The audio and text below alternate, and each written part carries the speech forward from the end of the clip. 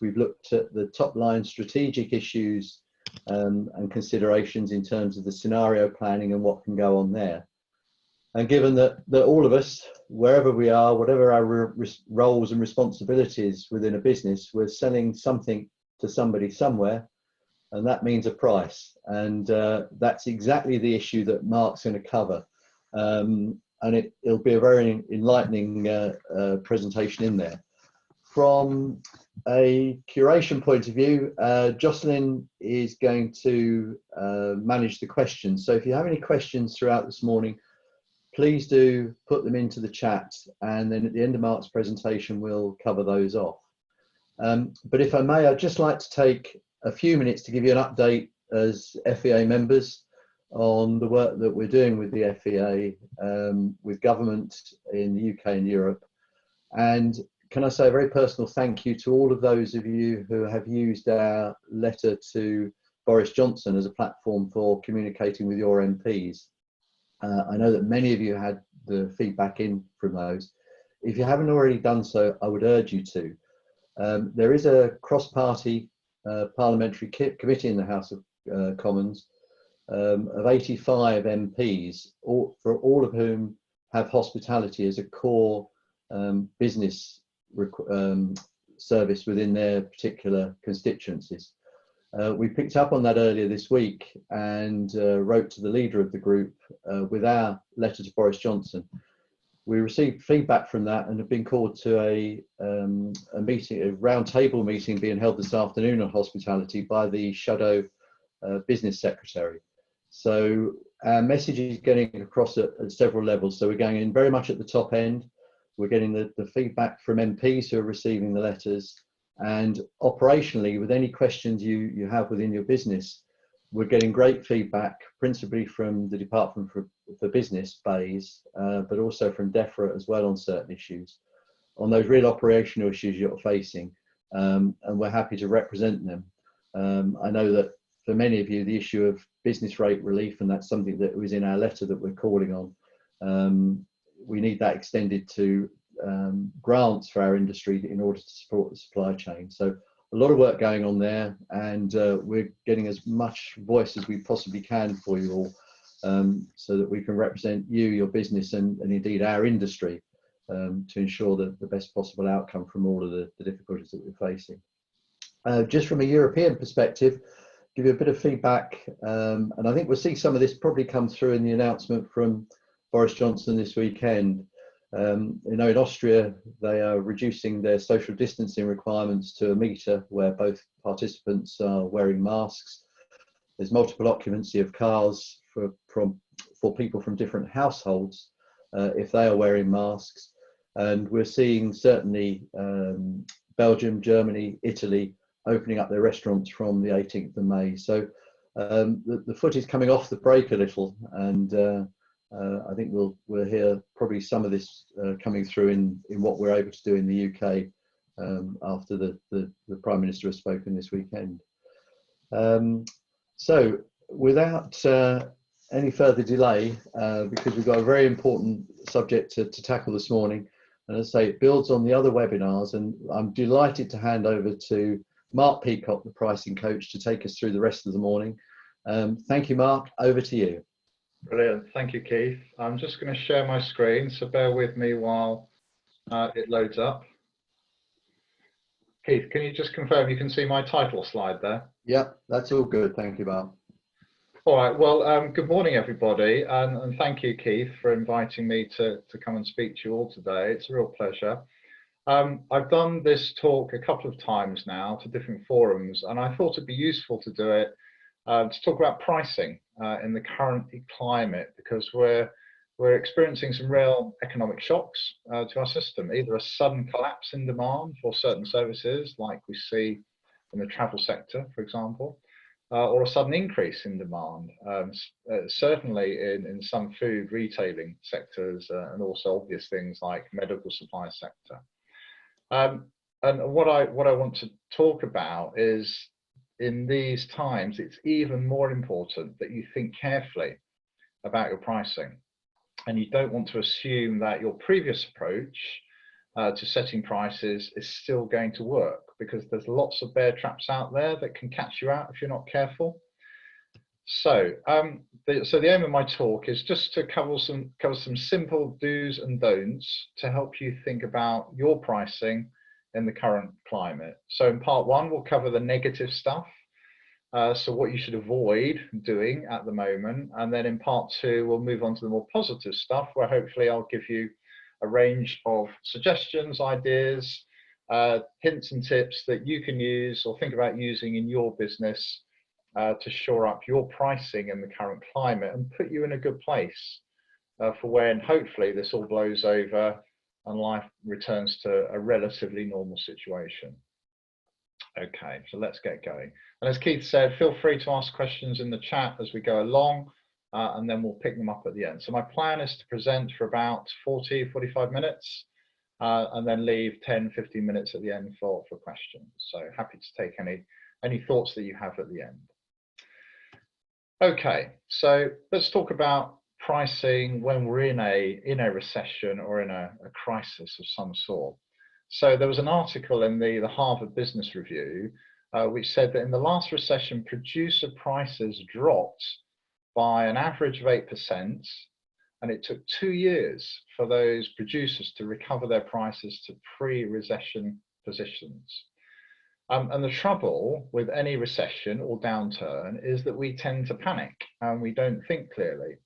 And that means when it comes to our pricing as business owners, we assume the only way to maintain sales volumes is to reduce our prices. But my worry with that is that this can be a very short-sighted approach, because across the board price cuts can really damage your company's profitability and your strategic direction. And also, if you're not careful, it can end in a race to the bottom if your competitors all start following each other and start cutting prices. So it's not good for your industry, it's not good for your business, and it's not good for your customers either, because whilst they might get a short-term cut in prices, in the long term, good suppliers can go out of business as well. So the question I'd have for you right now, if I could wave a magic wand and you have a binary choice here, and I could give you either a 5% reduction in price, but I guarantee that your volumes remain constant, or a 5% reduction in volume and I guarantee your prices remain constant.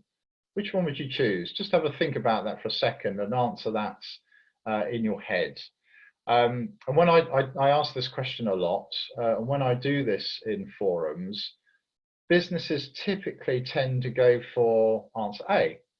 So they say, well, it's more important for me to keep my volumes up, and I'll happily accept a reduction in price as a consequence, rather than thinking, no, I'll give up some of my volume in exchange for maintaining my price.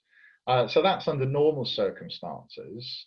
But in a time of crisis, I think this is even more pronounced in terms of our preference for A, because A means, we're keeping our volumes up, we're keeping our order book busy, we're keeping our teams busy, we're not going backwards, our business is at least stable or maintaining growth, etc. Whereas the idea of letting volume go in order to protect prices seems counterintuitive.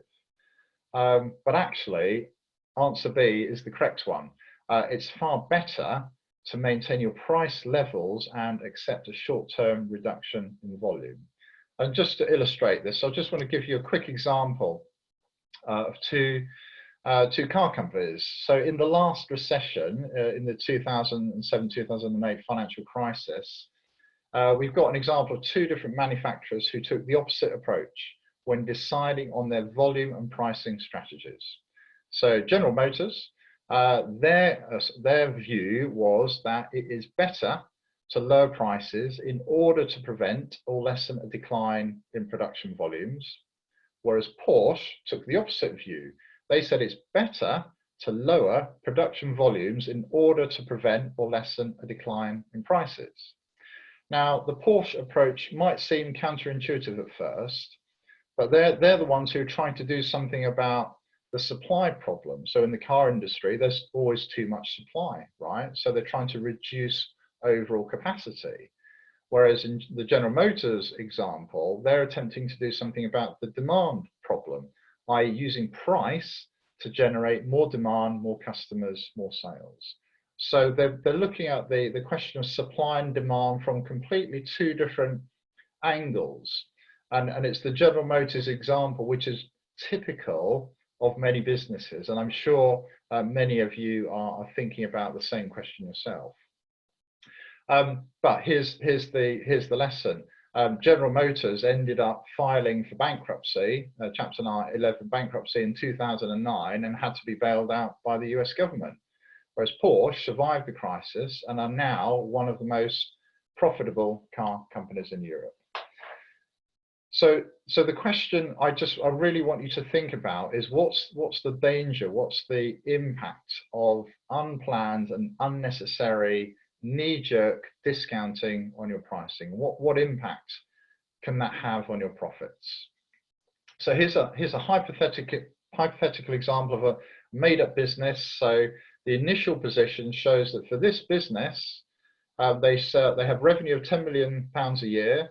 They sell 10,000 units of their product, and each product is priced at £1,000.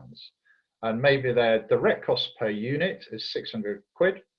So their gross profit on those numbers is £4,000. And let's assume they have fixed overheads for salaries and premises of 3 million. So that leaves a net profit of £1 million, right? So very simple numbers, deliberately so, just to make this easy to understand. But let's assume in the current crisis, the board of this business take a decision to lower their prices by 10% across the board in order to maintain volume, because they think that's the most critical thing they can do to survive. So what we see then is the price drops from £1,000 per box down to £900 per unit, but the unit cost hasn't changed and their overheads haven't changed. So in effect, so the revenue drops from 10 million down to 9 million, and that all flows through to the bottom line, wiping out their entire net profit. Now, I'm hoping that all of you, that's a very simple, straightforward example, and you completely get that. But my concern is that people don't tend to think about the bottom line impact of unnecessary or unplanned discounting, and they're more concerned about saving top line revenue and income.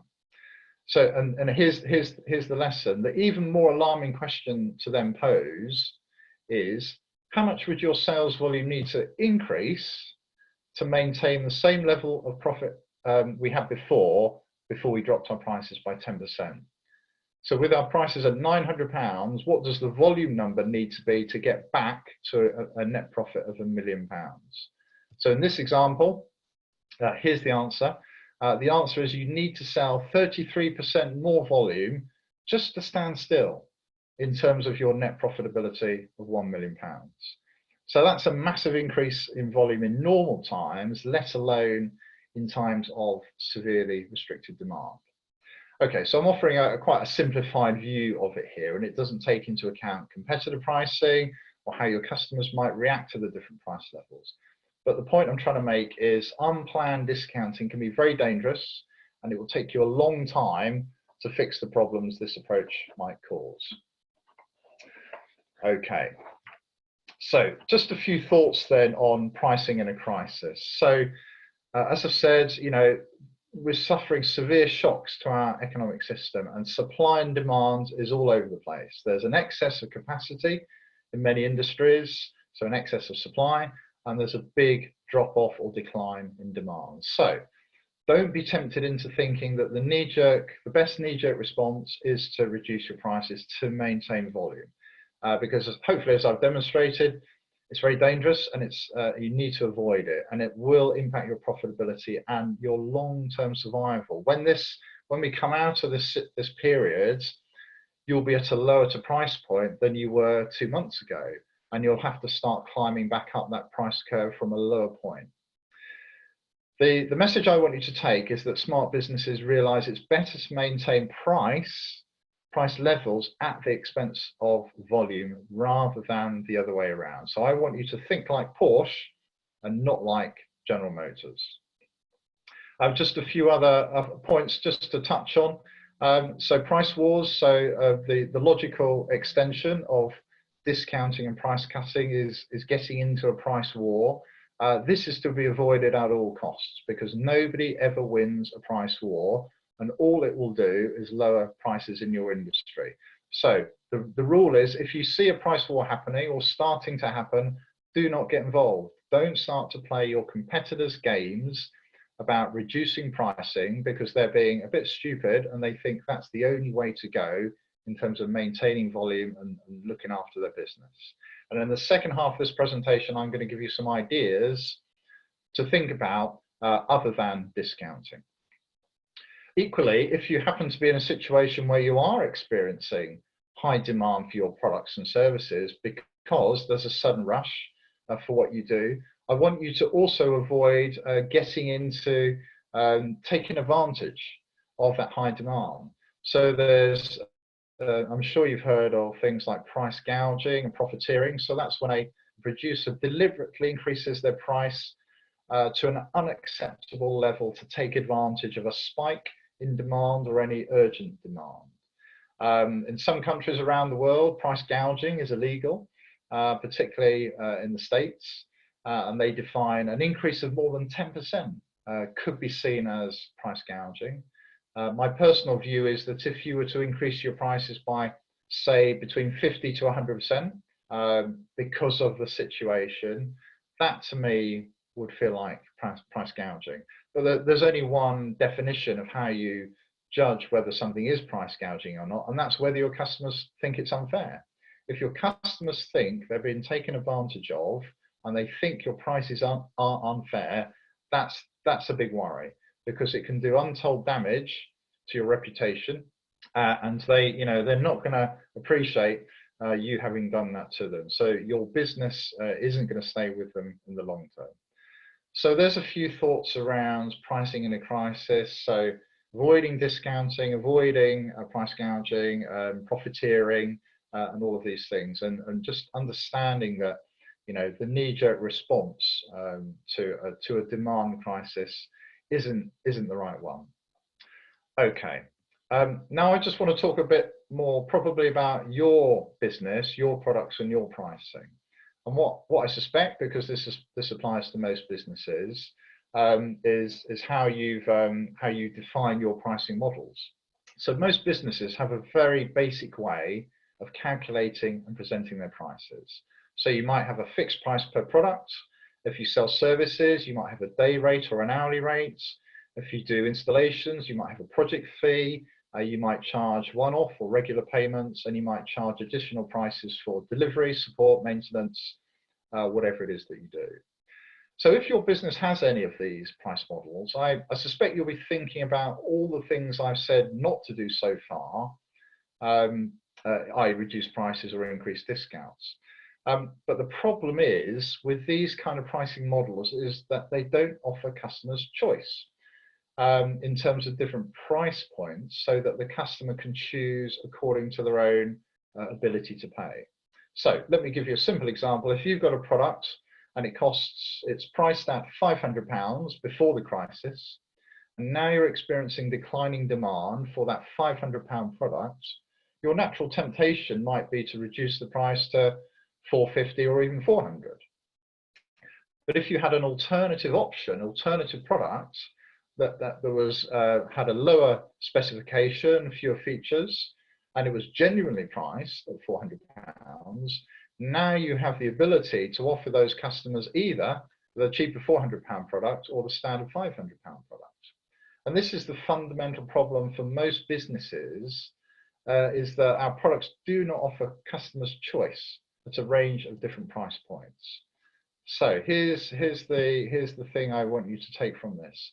Lack of choice on price is the major barrier to sales and price flexibility. And we'll look at this a bit more in part 2. And again, I'll give you some ideas of how you can improve the presentation of your prices and the range of choices that you give your customers. Okay, so that's the end of part one. So we've covered all the negative stuff. So now I want to move on to part two and really hopefully give you a few ideas, a few strategies that you can think about in terms of your business and your products. So the first thing I want you to think about is getting the fundamentals right. So you need to think about your pricing strategy, the value your product offers to the market, and what customers are willing to pay. And you want there to be a nice, clear alignment between all three things. So the value of your products, the price that your customers pay, the price that you set against that product, and the value, the price your market is willing to pay. And sometimes there's a mismatch between these three things, right? So you might have a great product and your market values it, but you've put the price down because you lack confidence in your pricing ability. Or maybe in the current climate, demand has suddenly dropped, so the market view of your product has reduced, but your product and your price are still set fairly high. And the key here is the ratio between price and value. So it's a really important concept. What is the price of your product and how do customers value it? So a really simple example from my personal experience is Spotify. So I pay £15 a month for the family account on Spotify, but in return I get massive value because I'm able to give my family access to 40 million songs in Spotify's worldwide library. So for me, the price value ratio there is enormous. I pay £15 a month, which is affordable for me, but in return, I let my kids have access, which is important to us as a family, to over 40 million songs worldwide, going back decades. So that's a great price value exchange. And the key is you need the value in the eyes of your customer to be at least the same as your price and preferably more. If it's more, the customer will think it's a good deal. Does that make sense? So price value ratio is a really important concept. So make sure if customers have changed their judgment on what they value, that you're changing your product and your price together and not just your price. Secondly, there are loads of different ways to think about your pricing. So here is a slide I use a lot. It's called 50 pricing strategies. It's deliberately busy. I'm not going to read them all out, but I present it like this because I want you to realize there are loads of different ways to think about pricing. There's nothing on this slide that you can understand. I could explain all of them to you in a minute, and you'd understand each and every one of them. But what I want you to do is to realize if you can accept there are loads of different marketing strategies, for example, can you also accept that there are loads of different pricing strategies? Well, there are. And here's 50 good ones. So on the left, you've got what I call classical pricing. So these are ones that you'll be familiar with probably. So cost plus margin pricing, competitor-based pricing, time and materials, and so on. The next column is called promotional pricing. So this is pricing to attract new business. So you've got special offers, volume discounts, loyalty pricing, and so on. In the middle, you've got monetization strategies. So this might be linked more to your business model. So if your business model has a subscription element to its pricing, and subscription pricing is very high in terms of flavor of the month at the moment. We see a lot of businesses using that tactic. But it's the two columns on the right that are the less well known. So psychological pricing, and the ultimate one is customer value-based pricing, which is the section on the right. So these are less well known, but actually they're very simple to understand and they're very powerful in terms of applying them to your business. So I'm going to give you a few examples from the psychological pricing section, because I'd like to show you just how simple some of these ideas can be to apply to your business. And then hopefully you'll get some ideas that you can take away and use in your business. Okay, so the first concept I want you to think about really carefully is the idea that price signals quality. So you all know what this means. So Stella Artois famously said that they are reassuringly expensive. So they are deliberately using a high price to project a perception of high quality. And there's a great experiment in a book called Predictably Irrational, in which a professor at a university in the United States, he did an experiment with his students, and he gave them some aspirins. And he told one half of the group the aspirin cost 10 cents, and he told the other half of the group the aspirin cost $2. So he sent them away and asked them to use the aspirins and then come back and tell him how effective they were. And the group who'd had the 10 cents aspirin, 60% said it worked really well in terms of curing the headache. And the group who had the $2 aspirin, 85% said, yeah, it worked really well in terms of curing headaches. But what neither group knew was that in both cases, the aspirin was a placebo. So what does that tell you? What it tells you is that the only thing that was different was the price they were told about the aspirin. Not what the price actually was, or what the product quality actually was. The only difference was the price they were told. So the students who had the $2 aspirin thought, wow, it must be a great aspirin.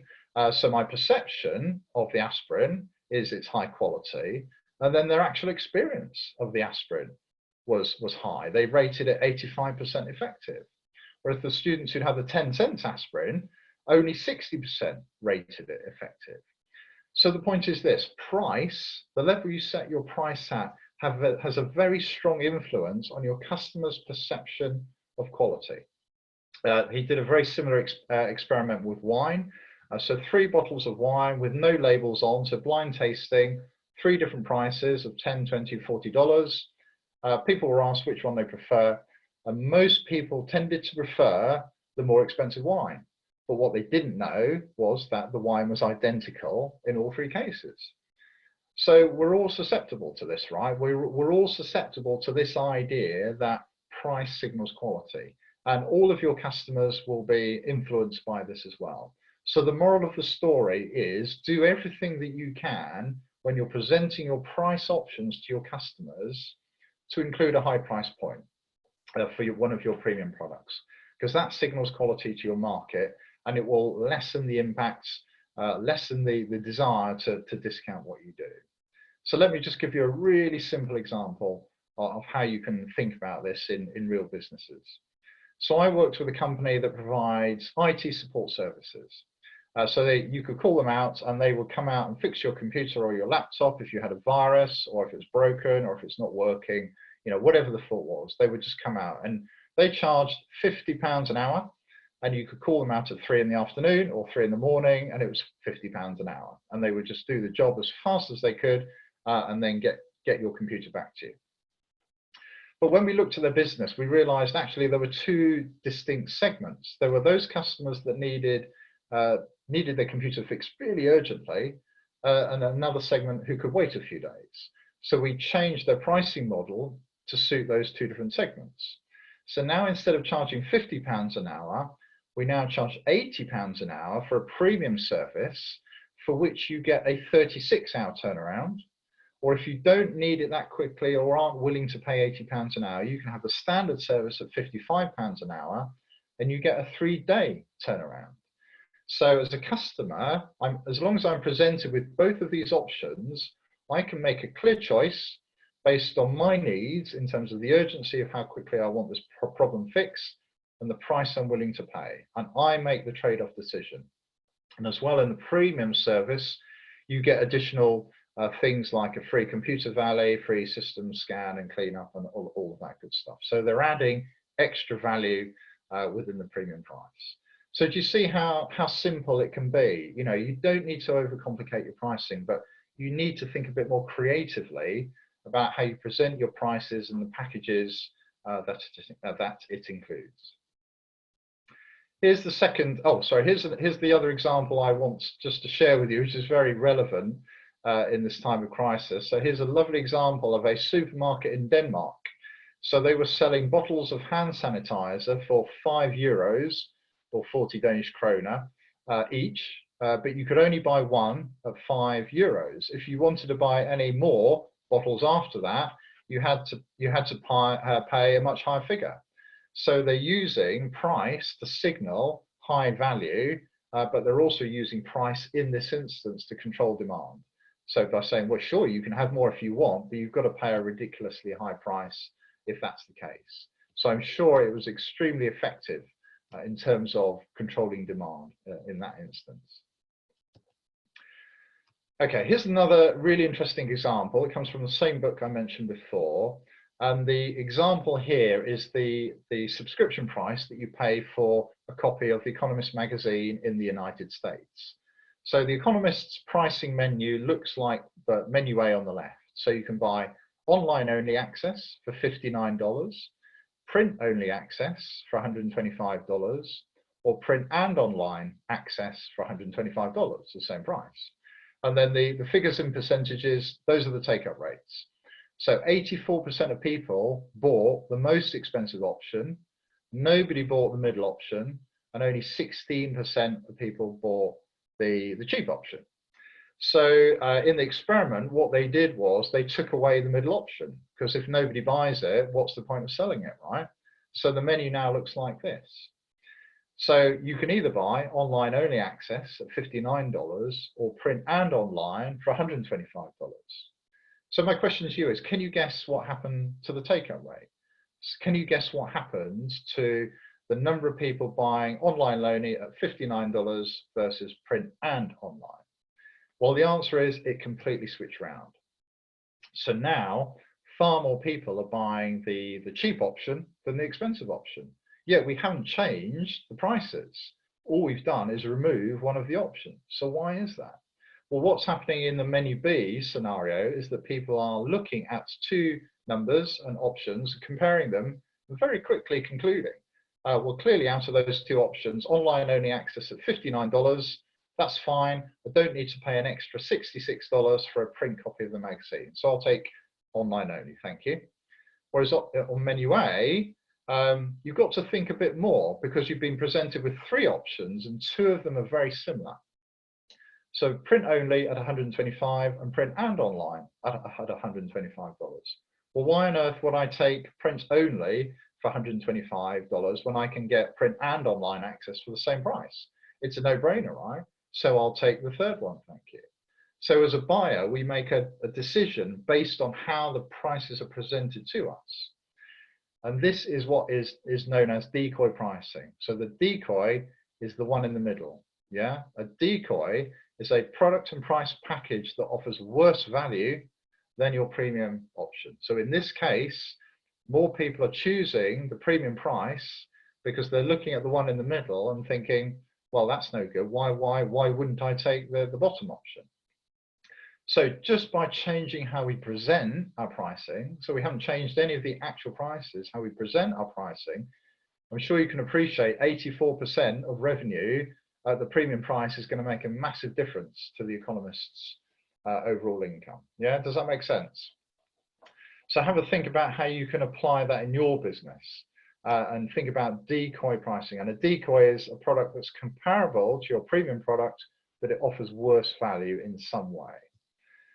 Okay, so we talked about the dangers of discounting earlier on, and I just want to give you a few thoughts and ideas as to what you can do instead of discounting, or maybe as well as discounting. And one of the best things to do in terms of the way you should react is, rather than thinking, well, I still want to sell my product, and it normally costs £1,000, but I'm under pressure to reduce the price, so I'll sell the same product for 900 quid.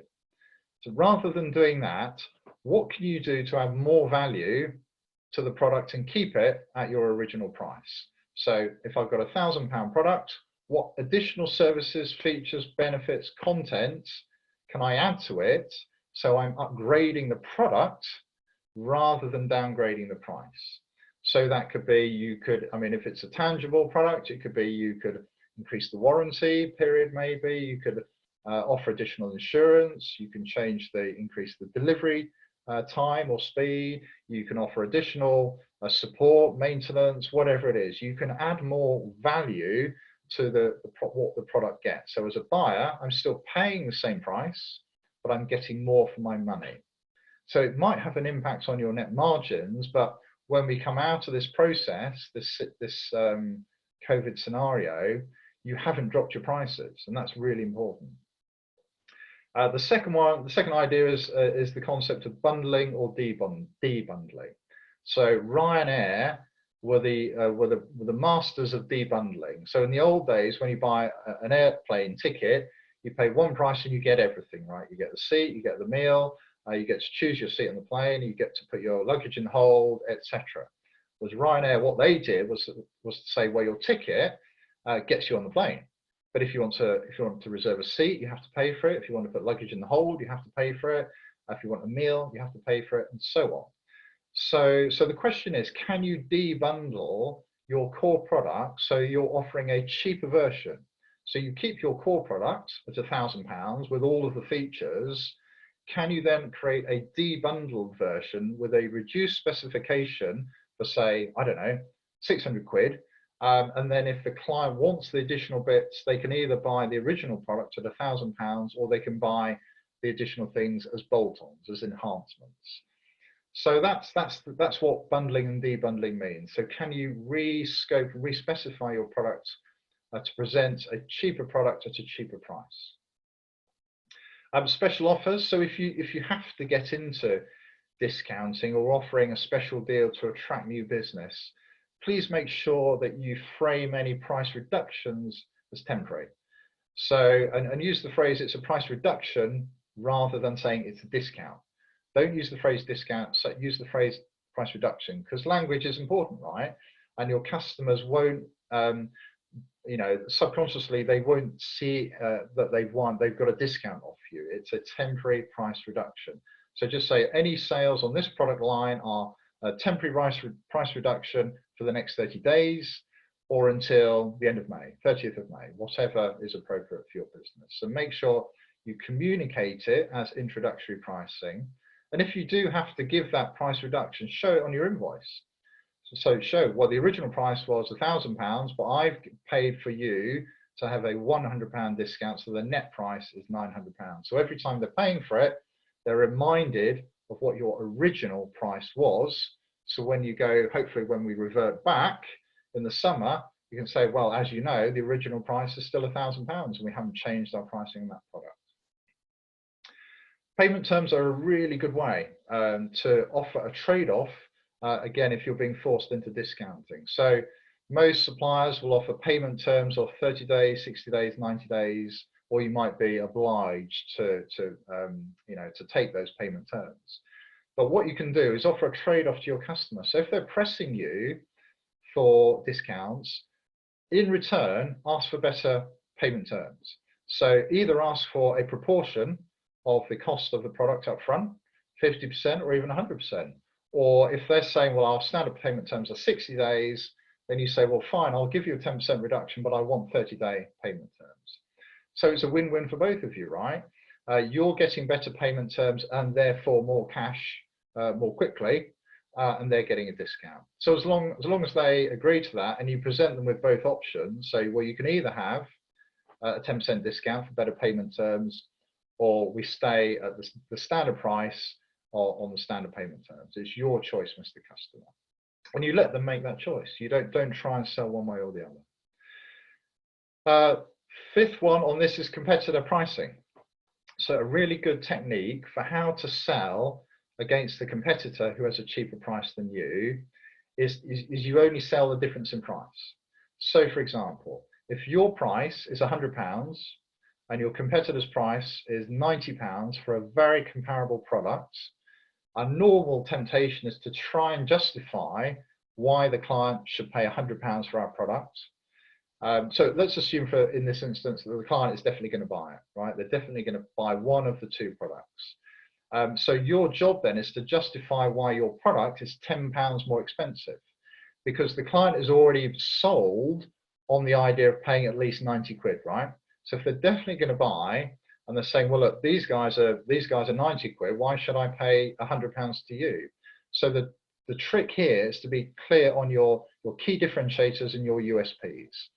So in terms of the sales conversation, it's, well, look, my product is worth £10 more because it has extra features, either extra service, additional warranty, additional support, additional maintenance. My brand is much better. We have wider coverage, whatever your USPs are. So you need to get very smart at being very clear on the key differentials that your product or service offers, and use that to justify the difference in price rather than the whole price. Does that make sense? You're just justifying why somebody should pay £10 more. So the client still might say, well, okay, great, but I'm still going to buy the £90 product. And so you can't win all the time, right?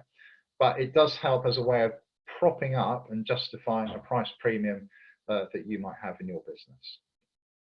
And then finally, do whatever you can to reinforce your brand to support your price premium.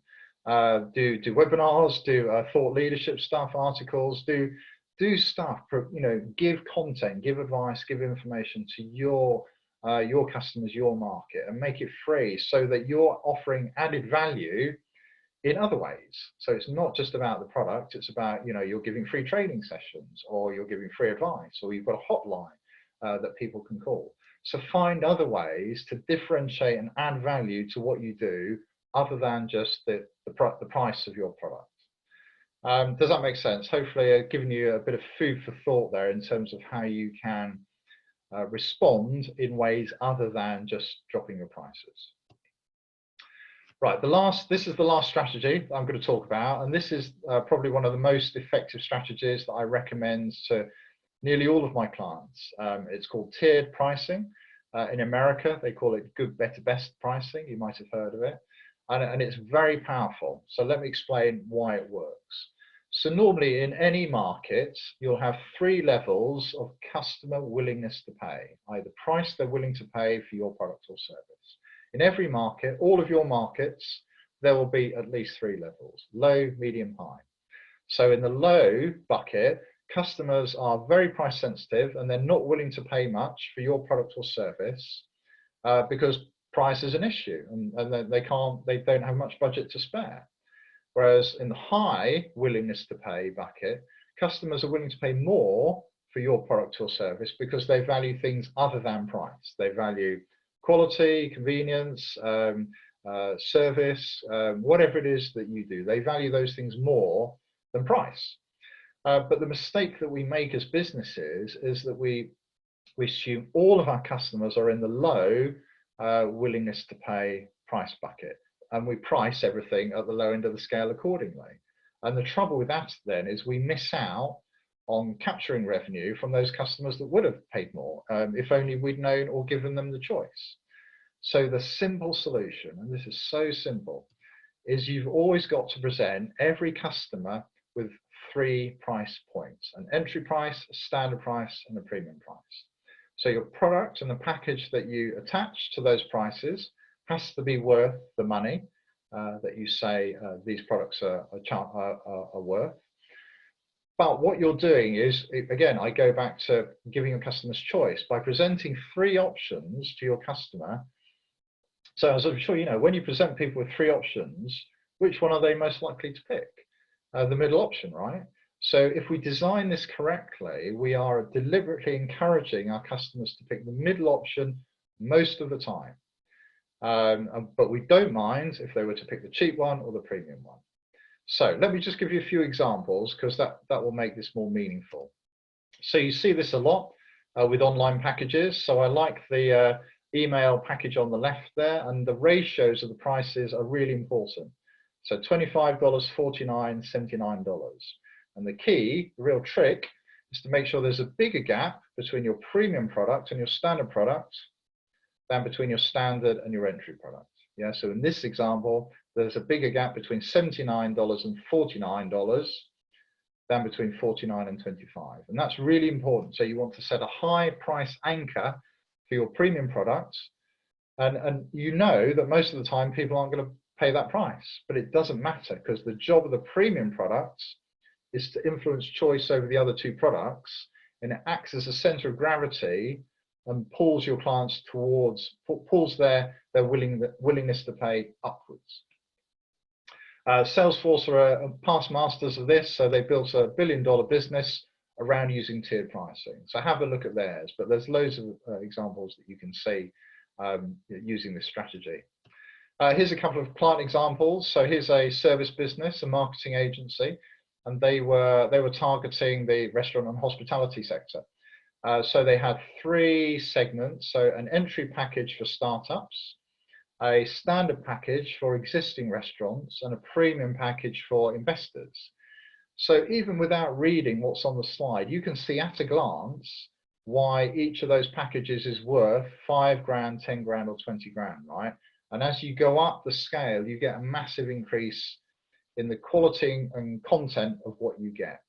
So on the premium package, I get unlimited logo designs, whereas on the entry package, I only get 2 logo designs. On the premium package, I get 10 API integrations, a 2-day photo shoot, etc. So as a customer, if I'm presented with those 3 options, it's very easy for me to make a judgment on A, how much I want to spend, and B, which package am I going to take, because I can define my needs. I know whether I'm a startup, an existing restaurant, or a premium priced, an investor, and I can make the decision, right? So it makes it easier to sell. Yeah, you're not just going in and saying, well, our fee's 10 grand and it does all of this. You're giving customers choice. So clearly you need to make sure that the margins are acceptable on each one, and the margins should increase as you go up the range, but you really shouldn't mind whichever one the customer picks. And if you do this correctly, you would typically expect 60% of your volume to be sold on the standard, the middle option. 60% of your volume on the middle option. No more than 10% of your sales on the premium option, and 30% on the entry option. So that's a general guideline. It's not absolute, but if you get this structure correctly, that's what you should expect. And so it gives you a nice spread of revenue and margin as well. So you can do this. So this is a service business, but you can do it with products as well. So here's a manufacturing client I helped. So they were in the building supplies trade, and they had 3 products, and we priced them at £95 per square metre for the entry product, 145 for the standard product, and 250 for the ultra premium product. Now, they didn't expect to sell hardly any of the ultra premium products. That was for architects and high-end housing developers.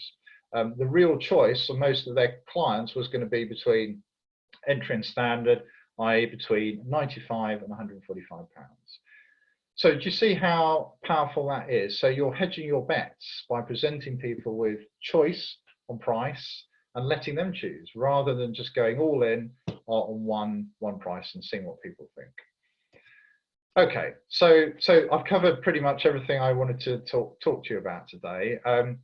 Pricing is important, right? You've probably got a view in your head about your prices of just nice, steady, continuous growth. But in reality, we are being bashed around by the economy, by the little COVID virus at the bottom of that valley there. And, you know, life is messy, right? Business is messy. So I understand that. But, you know, I want you just to think a bit more carefully about your pricing, because, it is important. And ultimately, I don't want you to be the General Motors of your industry. I want you to be the Porsche and have smart pricing that's right for your customers and right for your business. Okay, so thank you, everybody. Thanks very much for listening. I'm going to stop there. I'll stop the slide share, and I'm happy to take any questions that people have thought about or asked. So happy for Jocelyn or Keith just to refer any questions that people might have asked during that session. Firstly, on behalf of us all, Mark, if I may, thank you very much for the comprehensiveness of what you've put across there in a relatively short piece of time. And I know there'll be a lot of food for thought in all of that. And I think a lot for sales and marketing directors, as well as salespeople, to go away and think about in terms of their discussions. Just while I'm waiting for Jocelyn to pull those questions together, if I may, just one observation or one question from me. The 50 points of pricing and those 5 strands that you have, given that where we are with COVID, there are so many effects on all our lives. There's societal change, there's some environmental change that's going on. Yes, there's the business and economic change. Is there a sweet spot in those 50 points in terms of where we are at the moment? Are there particular aspects that are more relevant to the current situation, do you feel, than others? Or is it something that's company and product specific? Yeah, I understand the question, Keith. I don't think there's a simple answer there, which is just use this one strategy at this time. If I was pressed on that, I would just refer you back to what I've just talked about in terms of tier pricing. That for me is one of the most powerful strategies. And you can move your prices up and down depending on the situation that you're in. But the key is always to offer choice and offer different levels of packaging and services depending on the price levels that you want. So out of any of those, I would say that's probably the best one to think about. But you're right, it will, every business is unique, right? Even if we're in a very homogenous market, you've got to have differences, whether it's around your brand, your service levels, the quality of your products, quality of your teams, or whatever it is. And you need to price that in. You need to be deliberately different on your pricing, and don't fall into the trap of just copying what your competitors do. Yeah. Thank you. Thanks for that, Mark. Jocelyn, do we have any questions? Yes, we have a question from Paul Fieldhouse from Ramco. Ramco Food Services, they reuse and resell surplus catering equipment, mostly through dedicated auctions. In a sense, it could be refurbished, it's surplus, could be new, but it's a surplus piece of equipment. What suggestions do you have for us to maintain pre-COVID-19 sales values? Oh, that's a good question. So pre-COVID sales values when selling through auction, is that how I understood the question? Yes, his question is through dedicated auctions, that type of sale. Yeah, so unfortunately, when selling through auction, there's very little you can do to influence price, and almost that's the that's the one distribution channel that you can do very little with regard to price, because it's an auction. So you present your products and you present your reserve price, and either buyers are interested or they're not at that moment in time. So the better strategy would be to find other ways to dispose of your surplus stock other than through auction, and then you can think about some of the strategies that I've talked about in this presentation. But to be honest with you, I think that's a hard. There's no easy answer there. There isn't a way to either through how you present your prices or how you package your products, or whatever it is that you do when selling through auction.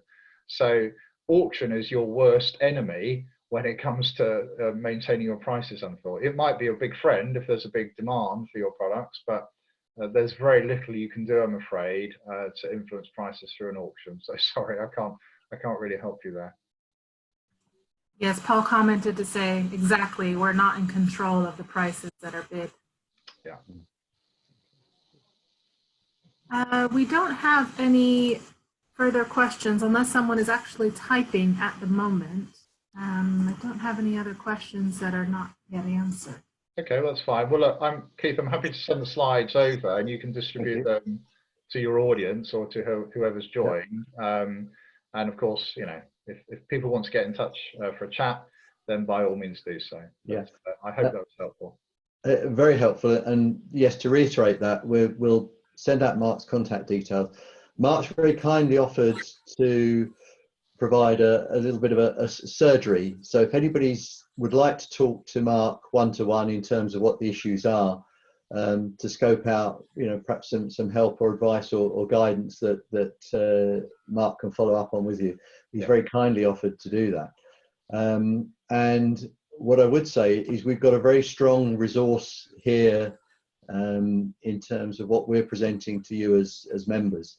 And with the webinars that we've run with Martin Drake, looking very much at the strategic issues, the work that overlapped with that we did with Steve Loughton last week in terms of the tactical and the operational issues as they relate specifically to our market, further built on what Martin had presented. And now we're really at that key crunch, the pinch point of price. And so between the three consultants that we have behind us, you're very welcome as members to use that, and I'd urge you to do so. There's time now to plan for the future, and it's yes, we know it's a catastrophic situation that we're in, but it's really using these as building blocks to help climb out of the issues that we're currently facing, and we very much want you to be able to take advantage of those services and use them. So yes, if you haven't had a chance to jot down Mark's details, please drop either Jocelyn or I a call through, an email through, and we'll send those back to you. But it really just leaves me to conclude by saying a very big thank you to Mark for an excellent and concise presentation. Thank you very much for your time this morning in doing that, Mark. Yeah, you're welcome. Appreciate it. And on behalf of us all within the FEA, thank you very much. Okay. All the best, and have a good rest of the day, everybody. Thank you. Bye-bye. Cheerio. Thank you, Mark. Thank you.